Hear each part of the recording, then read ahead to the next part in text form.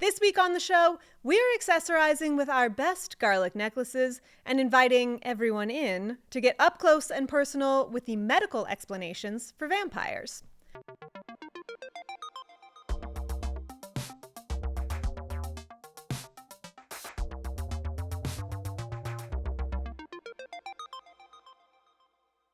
Hey, I'm Laurel Bristow, and this is Health Wanted. Each week, we cover your need-to-know public health topics and break down the science behind them in our pursuit of better health. We're getting even closer to Halloween, which falls on a Friday this year. And as you plan your evening activities, be cautious of any warehouse parties that have a sprinkler system that looks particularly coagulated. You might be at risk for a blood shower in a room full of vampires. That's right, continuing our span of Halloween-themed episodes, we simply couldn't overlook the classic of a sexy Dracula. I'm a sexy Dracula. You mean vampire? I don't need to know which Dracula I am to be a Dracula.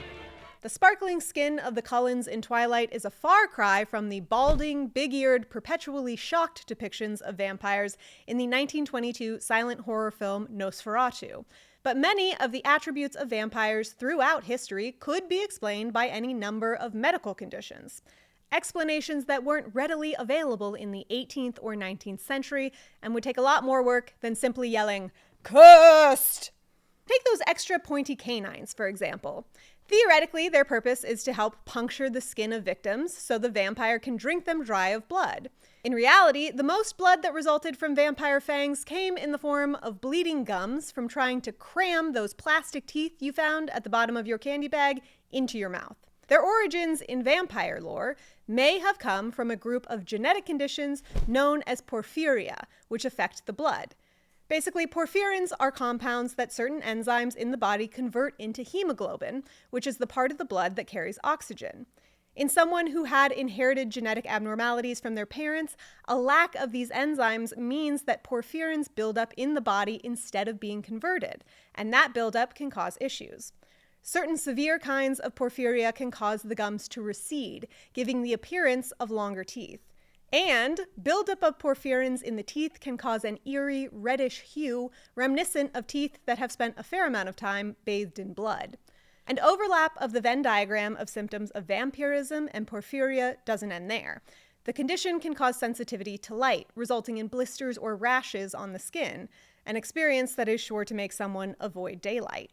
The disease can also cause an excess of hair growth on the face, theoretically to reduce sun exposure, which has caused porphyria to also be looked at as a possible origin for the myth of the werewolf. But that's an investigation for another episode. High levels of porphyrins in the urine and feces can change its color to a darker purple hue, giving the impression of a diet of blood. In the 1980s, a Canadian chemist by the name of David Dolphin theorized that people afflicted with porphyria may have instinctively known their condition was related to a disorder of the blood and attempted to self-treat through drinking the blood of others.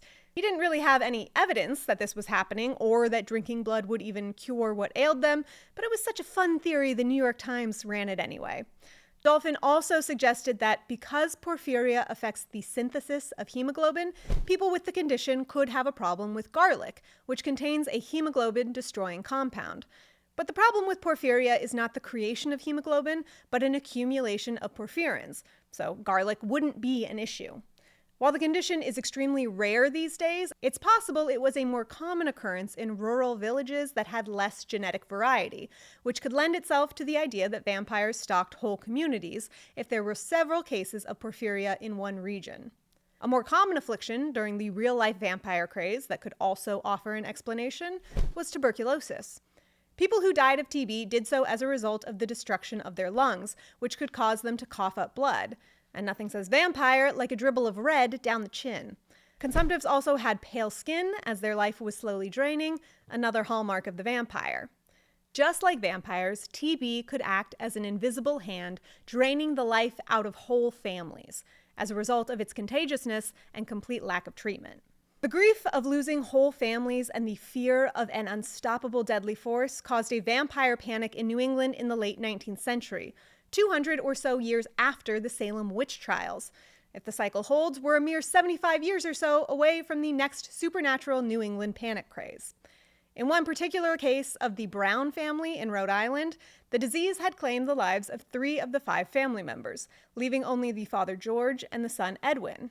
But Edwin had begun to get sick as well. Certain that an undead was draining the life of the family from beyond the grave, the townspeople exhumed the bodies of the mother Mary and her 2 daughters, Mary and Mercy. The caskets of the Marys contained only bones, but the casket of Mercy had a well-preserved corpse, causing the townspeople to go into a fit, claiming it as proof that she was undead. In reality, the only thing it was proof of was the preserving powers of being buried in a New England winter. Both Marys had been dead for 9 years, but Mercy had only died 8 weeks prior. Still, not ones to be bothered with reasonable explanations, the townspeople took out her lungs and heart and burned them. They then brought the ashes to her ailing brother, mixed them with water, and made him drink it. If you can believe it, he still died of tuberculosis 2 months later. Plague was another potential origin story for vampires. Huge numbers of people suddenly wasting away into mangled corpses is enough to inspire terror all on its own. But one of the symptoms of plague included bleeding from the mouth, which could obviously cause confusion about who the blood belonged to. In a time before more sophisticated understandings of pathology, exhuming bodies to check if they showed signs of gallivanting around the town under the cover of darkness could create more problems than it solved. Without heart rate monitors or other modern medical tools that can assure you someone has actually died, people relied only on signs that were visible to the naked eye: breathing, consciousness, decomposition, and so on. But these aren't always a foolproof method, and one might not know the difference between death and catatonia, paralysis, or coma. Vampire suspicions might be confirmed if a body is exhumed and the coffin opened only to find scratch marks on the interior from someone who was buried alive, regaining consciousness in a panic, or bite marks, self-inflicted, from fear or extreme hunger. Even in cases where it actually was the dead who were buried, there could still be signs that indicate they are vampires. Like how, as a body decomposes, liquefied tissue can purge out of the orifices, like the mouth, which can give the appearance of post-mortem blood meals. The drying of the skin can cause it to shrink and retract, resulting in the appearance that hair or nails have continued to grow. Despite the rather gory depictions of coffin-bound bodies, vampires out on the town are often depicted as being rather suave creatures. Centuries of looking like peak 90s Brad Pitt will certainly give you plenty of opportunities to hone your skills of seduction.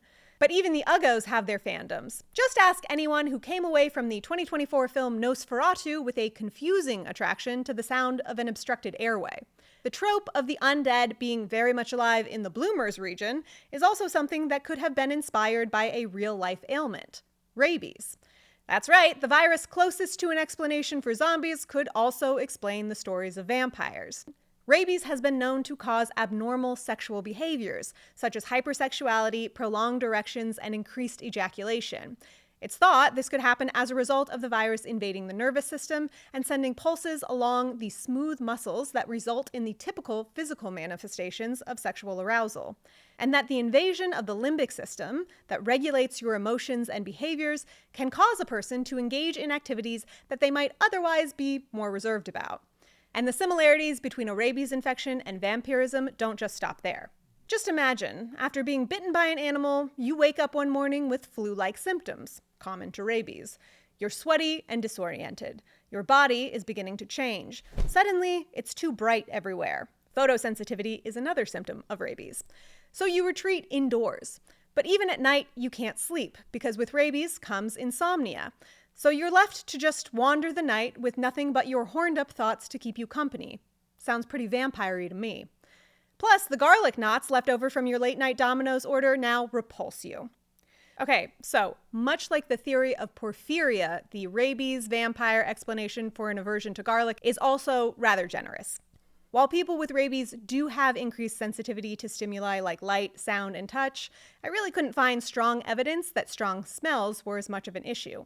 Perhaps in some cases, but maybe the garlic to ward off vampire story was a tool for mothers to get their children to eat all the garlic they put in food because they thought it would temper their humors and improve their health. A good old thread of, I heard Mr. Goodry's tomb was found open, and if you don't finish your boiled garlic, he'll come and drink your blood. Now, have you ever wondered why there's an overrepresentation of male vampires compared to female? Prior to Twilight, the only female vampire I could think of was Claudia in Interview with a Vampire. Aside from vampires being an obvious choice to fill the common romantasy trope of a terrifying man who's mean to everyone but you, there have also, historically, been more rabies cases in men than women, potentially as a result of their closer proximity to wild animals. Reports of the bloodthirsty undead began springing up with frequency in Eastern European countries in the 1730s, shortly after reports of outbreaks of rabies in Hungarian dogs and other wild animals.